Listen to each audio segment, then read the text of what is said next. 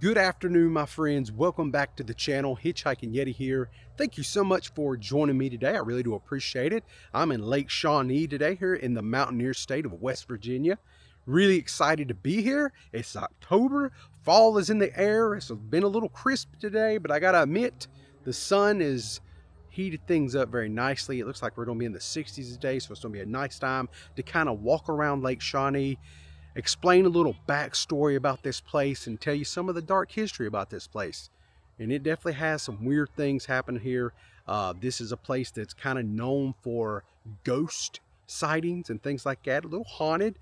But as my guide Chris told me today, the ghosts here are for the most part like Casper the Friendly Ghost. Nobody's like really bad here. It's all about playful time. So if you see something weird, it's just all in fun. I'm inviting you to come along with me on this little trip.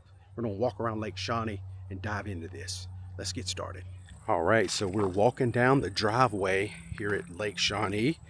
And if you've never heard of this place before, Lake Shawnee is an amusement park. It is a defunct amusement park here in Princeton, West Virginia, United States, along Lake Shawnee. Opened in 1926. The park operated for 62 years before closing in 1988 due to funding.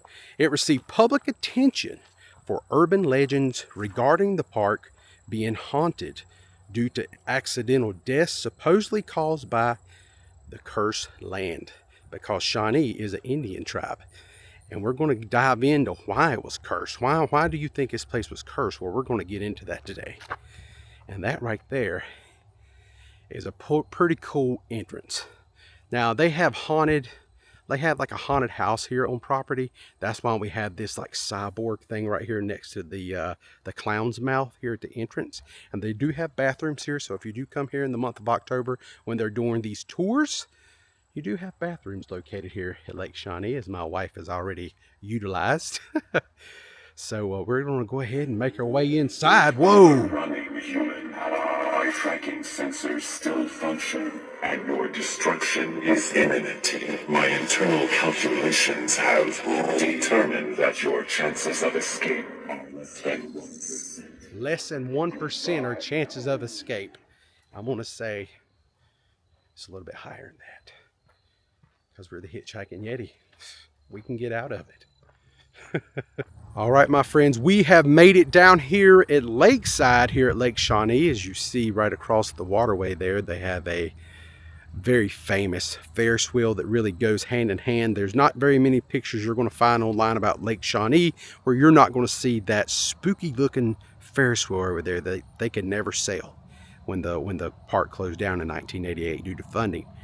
Right over there next to it, if you can see it, there's some swings. There was a ghost story that goes along with those swings about a little girl. We're going to definitely dive into that. And you know what? Of all the stuff out here, I love this tree right here. Look at this tree. This tree is so picturesque. It is just beautiful how it kind of has a little slight lean into the lake. Very beautiful. But I do want to share with you a little story about this bus right here. They texted us a picture on my way here today and told me the story about how some Boy Scouts came here. There was like 24 of them, and each one of the Boy Scouts actually took a turn and sat right over here in this driver's seat. And the Scoutmaster stood about right here where I'm standing, a few feet away from the bus, right? And he started taking pictures of each child as they took turns getting on and off the bus. No two kids was on the bus at the same time. One of the photos, no kidding, they sent to us, you can see a ghostly child figure right over here to the left and where the passenger seat would be. So when this kid is sitting here having a good little old time right here in this chair, cheesing for the camera, right back here or right here in this area, he had no idea that there was possibly an apparition of some sort was standing right next to him or just slightly behind him. Very, very cool story. It's kind of creepy all at the same time, but kind of neat. I sure don't want to, go look back at some of my footage when we're going to edit this thing and see any kind of apparition or anything around me. I hope everything's cool today and I make it through here. I'm not a ghost person. I'm just a vlogger. But I've always wanted to come to this place because it's always had a very fascinating story to it. So let's go ahead and make our way over there to the Ferris wheel, and then we're going to go see the swings. And then once we finish up here, we got some more stuff to do. I got to go take you to a burial ground where there's rumors, or like estimates, that's the better word, estimates 3,000 Shawnee Indians are buried in this one area. And it's crazy how they found the burial ground. Mud bogging. Yeah, mud bogging. You'll see. I'll tell you a story when we get over there. We got to build up to it. Now, our guide Chris was telling us about the lake used to be a lot bigger back in the old days, you know. Ooh, I can actually see some fish down there in the water. You guys probably can't see them, but I'm a fisherman, so I can always find some fish. But the lake used to be all the way over here on this side too. Now it's just a kind of marshy swamp area. He said the dirt kind of blew in here over years and kind of dried everything up. He said that they're actually talking about possibly doing some dredging, removing it and kind of connecting all the body of water again. But he said that's easier said than done. And I bet so. That's a lot of work. So back when this place was an amusement park, Chris was telling us they had paddle boats. And I didn't notice this in our original walkthrough, but right there is one of those said paddle boats, it looks like. He showed us some pictures of them. And right there could be the paddle boat from the old days. Right there's an old paddle boat carcass. Right here, really close to the Ferris wheel. So if you come by here, you can just look for that paddle boat. Very close to the Ferris wheel. Pretty cool. All right, let's make our way around to that said Ferris wheel. And here is this old creepy Ferris wheel.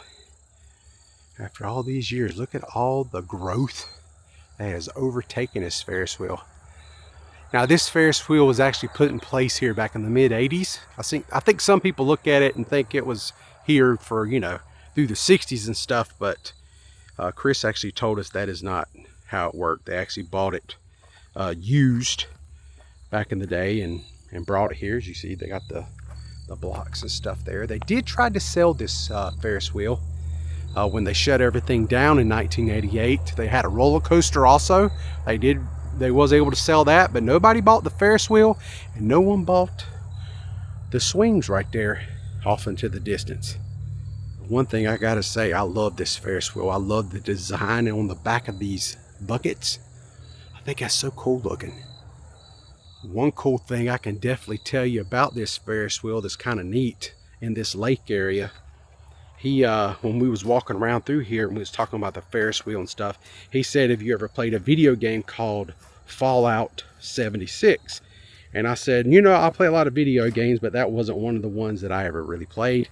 And he said, well, in that game, there is a lake in that game, and this Ferris wheel is in the game. They actually used this design and put it in the game, which I thought was pretty cool. And he also had quite a few little video snippets that other people have taken where they were like looking up like this right here, and you would see like a ghostly figure like come out of this one right here on this side. What would that be? That'd be the 9 o'clock bucket.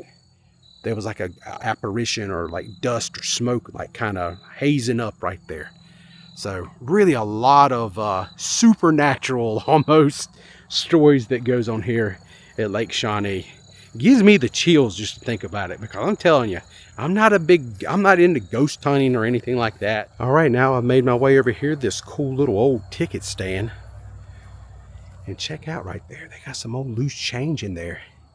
Maybe that's a little keepsake to make sure the spirits don't follow you home.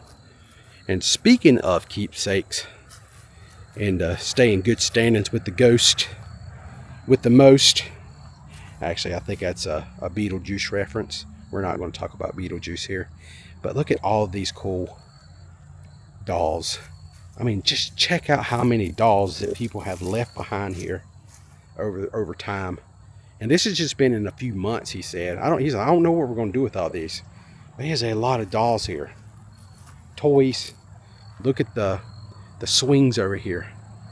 Look at all the toys, all the dolls, all kinds of little stuff spread out around through here. These little stuffed animals. Right there's a Minnie Mouse right there. My little niece would love to have that. Well, she's got one. Well, she's got a Mickey Mouse. She don't got a Minnie Mouse yet. But I wouldn't dare take anything, that's for sure. We got some balls down here. So he was telling us about if you come out here on a non-windy day, which is kind of breezy today. So if you see something moving, like these pinwheels and stuff, people will talk to them and the ghost will kind of turn them and spin them and do different things, even on a very calm day. He said he was definitely here to tell me about this. He said, now this thing right here, this little baggie with the little jack-o'-lantern face on it, he said that thing there will wag back and forth, side to side. He said it's very lively at times. And I also see they have a little glow stick right here. So if you're off here at night and you see that glow stick swinging around and moving, you know that could be a spirit. That little girl could be over here doing something. But speaking of the little girl, let's get to that story real quick. So back years ago, there was a child, a little girl that was right here on the swings. And there was a delivery truck of some sort that accidentally backed or was moving around, and he struck the little girl on the swing, which it ended up taking her life. Very sad story. And that's just one of them. There's other sad stories that we're going to get into as we go. But supposedly there was another child like a few years ago that came here, and that child had a connection with like ghosts. Like they could really feel and like communicate with ghosts and stuff. And that kid was over here like running around these swings and playing and everything, just having the best time. And then they was like, what are you doing? Like she stopped right here. And this seat, this old wooden seat right here is actually where the little girl that perished because of that truck striking her. This is where the seat was. This was the actual seat where she perished. And that little girl was like right here playing. And she's like, this is where she is, you know? And I just thought that was such a cool little story. Definitely gave me a little chilling experience down my spine when I heard that story for the first time, that's for sure. So that's where it all happened. Right here's where the little girl, her little ghost, plays here in this area. And they say she's very cheerful and very happy little ghost. Little Casper the Friendly Ghost, if you will. All right, let's keep on walking down this path, because we're going to get into the story about the Clay family here shortly. I got a little plaque over here I'm going to show you, and we're going to get into their story because they're the first English settlers that came here to Lake Shawnee here in this area, and this is where they lived. But that's also where tragedy once again struck for the first time possibly here at Lake Shawnee. All right, right here's a cool little placard here on the property. It says, in this field in 1783, 2 children of Mitchell Clay, who was his family was the first English settlers right here in this area, were killed by Shawnee Indians. Clay was the first white settler in Mercer County. So now I'm going to tell you the story about that as we walk down this very spooky path that my guide Chris, he said he don't go down this trail ever. He don't even mow the grass. Somebody else mows the grass. But he said he never walks this trail because it just wigs him out. So you and I, guess what we're doing? We're going to walk the trail, baby. I'm going to tell you the story about the Clay family. All right, we're walking down the spooky trail right now. It's very close to the road. Right here is the road. There's a fence right here. Might get kind of loud. But at the end of this trail is the grave site of the 3 Clay family kids. So Mitchell Clay and his wife Phoebe had 16 children. They moved here in 1775. Then in 1783 is when bad things happened. 3 of his kids were killed by the Shawnee Indian tribe, and 2 of them was actually scalped and left for dead right there along the river where they was doing their chores that day. Phoebe seen what happened. She took the rest of the kids and went to go get help about 4 miles away. Mitchell must have been, I think he was out hunting or something is how the story goes. And then Ezekiel, the other kid that was left, the Indians actually took him to the north up to Ohio, and they ended up burning him at the stake. Very bad. Mitchell, he gathers up a party. They go to Ohio, take care of business, grab Ezekiel's body, bring him back down here, and they bury all 3 of them right here at the end of this spooky trail. So we're almost there. We're going to go over here and see the grave site. But there's something strange about this grave site that I'm going to share with you. All right, right here we are. This is the grave site. As you see, there's a lot of little keepsakes and stuffed animals here for the children that died back in 1783.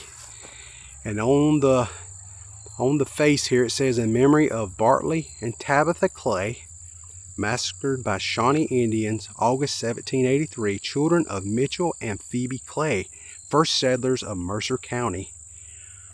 Erected August 14th, 1937, on exact site of the graves.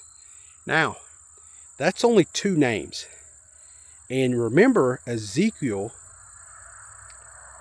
was also buried here. Remember, these 2 were killed here close by. Ezekiel was actually burned at the stake up in Ohio. So what they say is, the history books, or the history of everything that was documented about this, Ezekiel was actually buried here for sure. They just didn't add his name to the headstone. But there's people that have taken a lot of pictures of this headstone. People wonders, hey, where they buried at? And in their pictures, believe it or not, in their pictures, some of them will see a ghostly apparition child figure pointing you here on the grounds to where he is actually resting, where his body is. Absolutely, wow. That is like one heck of a story, and kind of freaky when you think about it. Like I said, when I edit this video, I hope I do not see no apparitions floating around me at any moment. All right, let's go ahead and head over toward the cement pond area. There's another tragic story over that way. I'm gonna let Chris tell you that story. He's a much better storyteller than I am. So let's head on over there. All right, I made my way back over here. You can see the swings right here behind me. One thing we did not do during our tour is come over here to this cool little Twisted Metal looking van. I don't know if you guys remember a video game called Twisted Metal. That's what this kind of reminds me of. That's pretty neat. Check this old rusted out thing. Look, they got lights down here at night also that shines on this to give it an extra creepy vibe. Yeah, this looks like a clown's vehicle. No thank you. That looks like what's that movie, Terrifier 3, Art the Clown. I could totally see him driving that thing. Ugh. Yeah, no way. No thank you.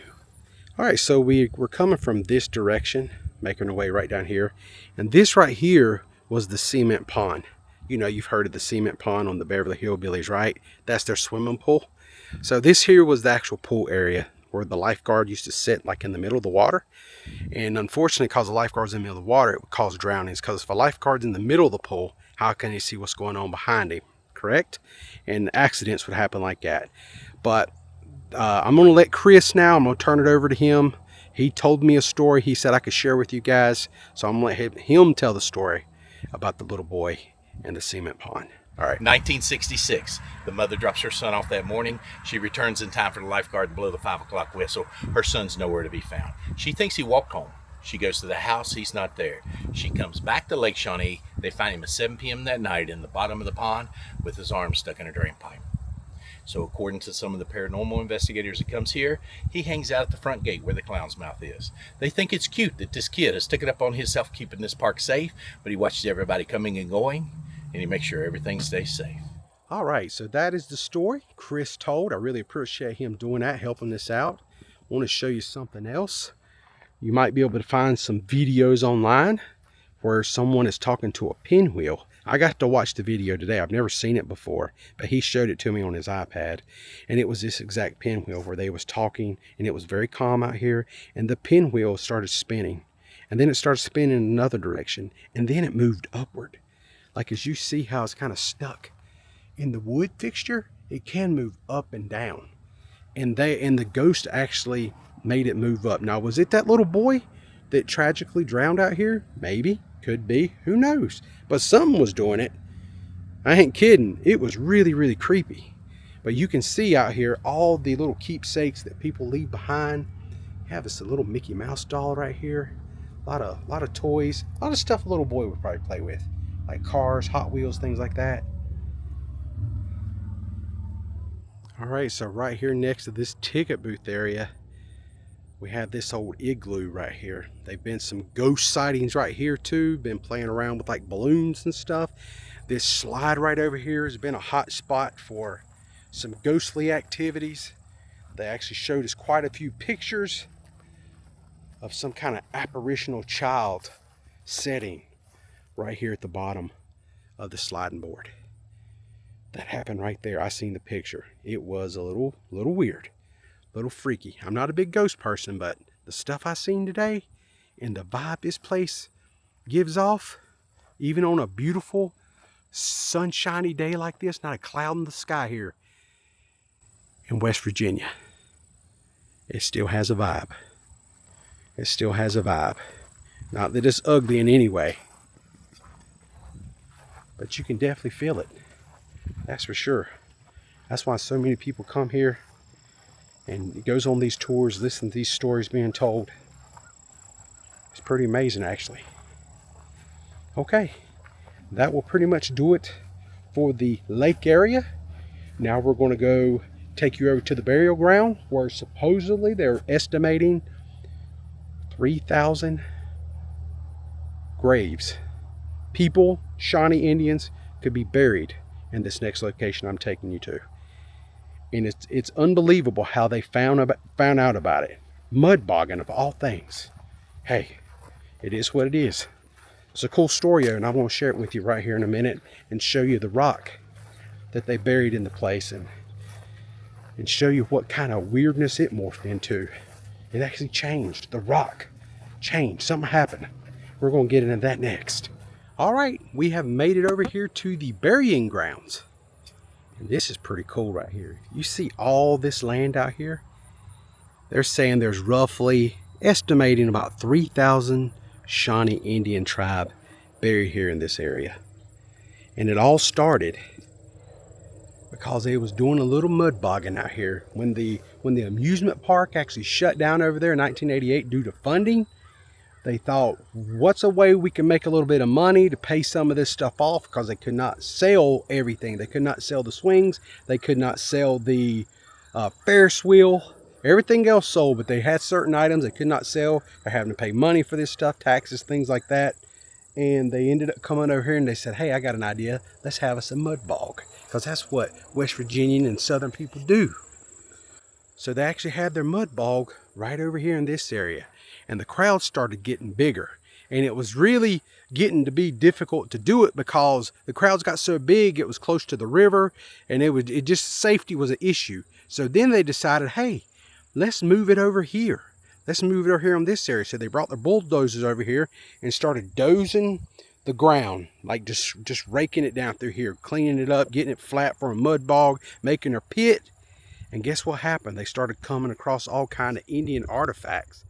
They started coming across arrowheads and spearheads and like little pottery pieces and things like that.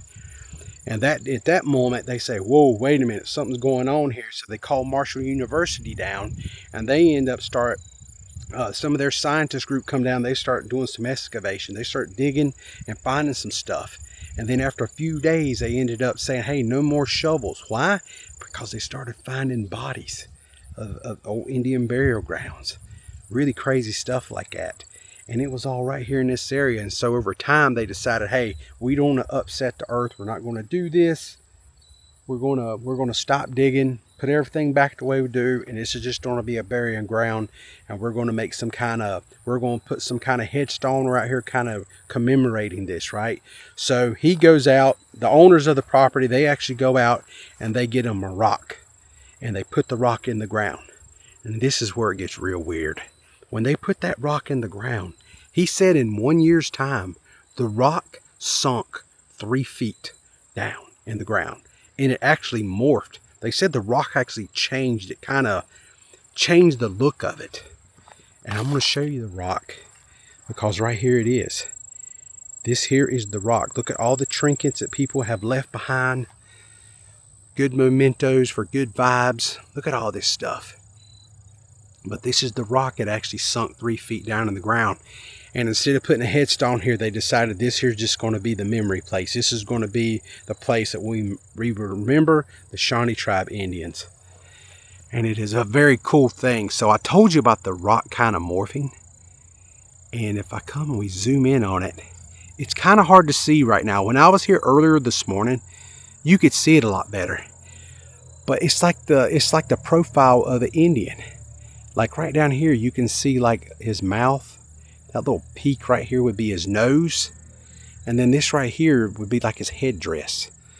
So he told us in his story, like it actually changed. And you can kind of like make out like an Indian a little bit. Which I thought was a pretty cool story. Pretty awesome.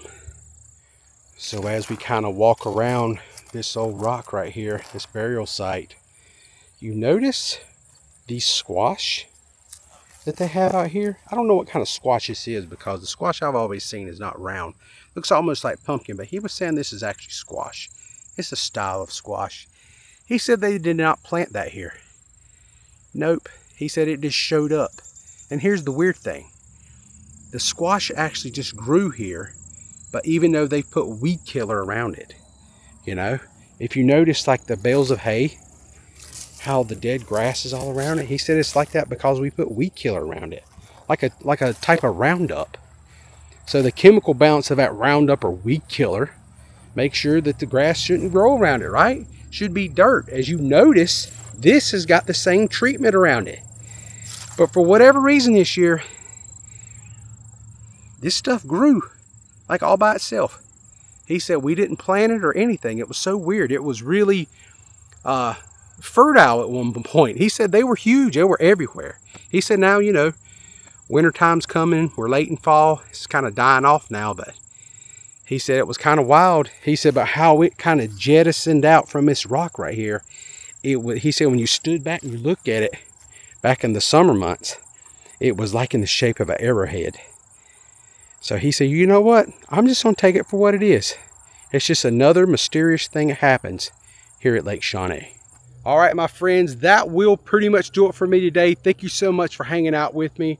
I had a great day, a great time actually here at Lake Shawnee. I want to thank Chris for all the wonderful stories. I only shared a handful of stories with you guys. Most of it you can probably find online.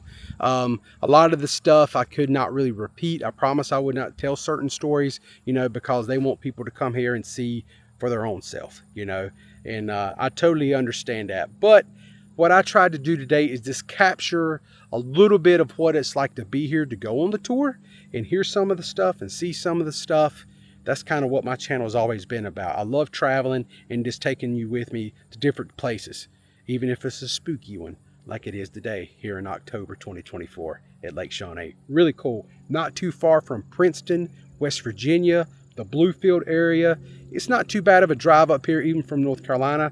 So if you are new to the channel and you love content like this, please go ahead and hit that subscribe button. If you enjoyed today's content, please give me a thumbs up. That's all I ever ask. Just give me a thumbs up. It lets me know you care. I really do appreciate it. Put any comments in the comment section down below. If you've ever heard about this place before or had thoughts about coming and visiting yourself, staying overnight here. They got all kind of different packages, and they do have a haunted house here on the property if you're into that type of stuff.